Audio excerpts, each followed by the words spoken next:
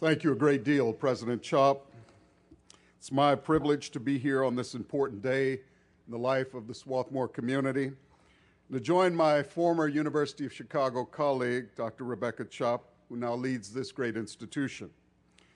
It's also an honor to share this honorary degree space with three very distinguished colleagues, Dr. Bonnie Bassler, John Braxton, and the guy that gives us all cool points, Stephen Lang. There are many points of special personal connection to this commencement today for me. Rebecca Chopp and I were PhD students and classmates at the University of Chicago.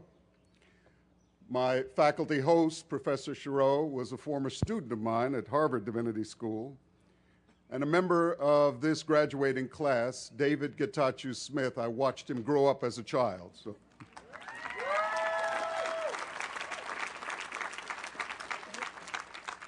George Bernard Shaw once told a speaker to limit his remarks to 15 minutes.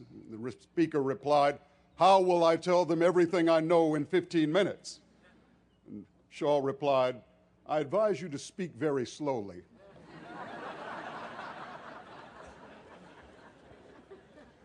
Well, I have only 3.5 minutes, so I must speak quickly. It's an honor to receive this honorary degree from an alma mater of 5 Nobel Prize winners, a Massachusetts governor, several acclaimed authors, a chief astronomer, and a host of global citizens dedicated to change. Everyone knows who and what Swarthmore is, and its reputation for excellence that you've garnered since 1864. But who knew that in 2010, the venerable Huffington Post would place Swarthmore on its list of the 8 most grueling colleges in America?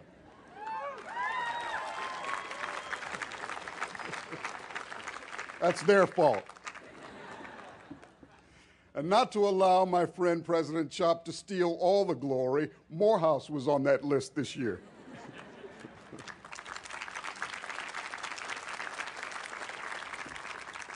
My simple word to you comes in 3 parts. John, I won't be as daring as you. First, become Renaissance women and Renaissance men.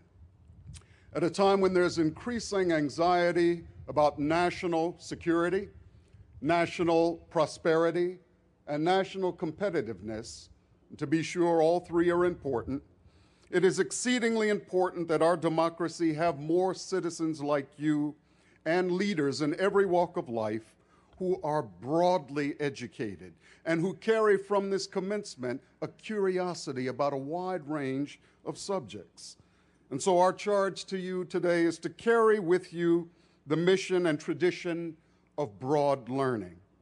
When you walk into a bookstore, don't get stuck in a single section. Venture around, read widely. Become women and men who are well-read, well-spoken, well-traveled, well-dressed, and well-balanced. Renaissance women, Renaissance men with social conscience and global perspective. Second, beware.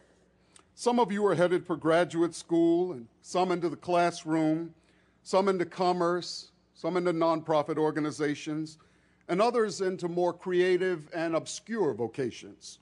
All of them will enrich the world. But all of you will be exposed to temptations that can distract you from your ultimate goals.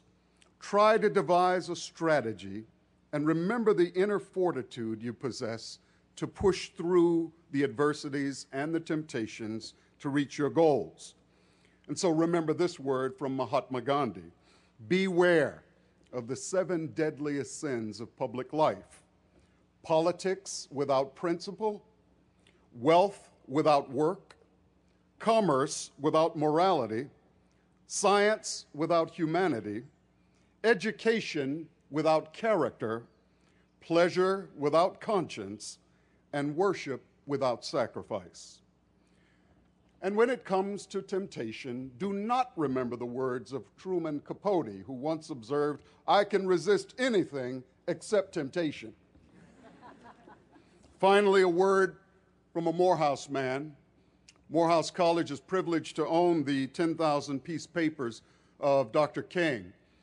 And Dr. King, in one of his unpublished sermons, said these words: "This hour in history needs a dedicated circle of transformed nonconformists.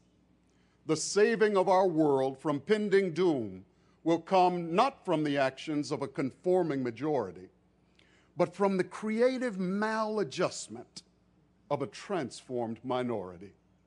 This hour in history needs a dedicated circle of transformed nonconformists."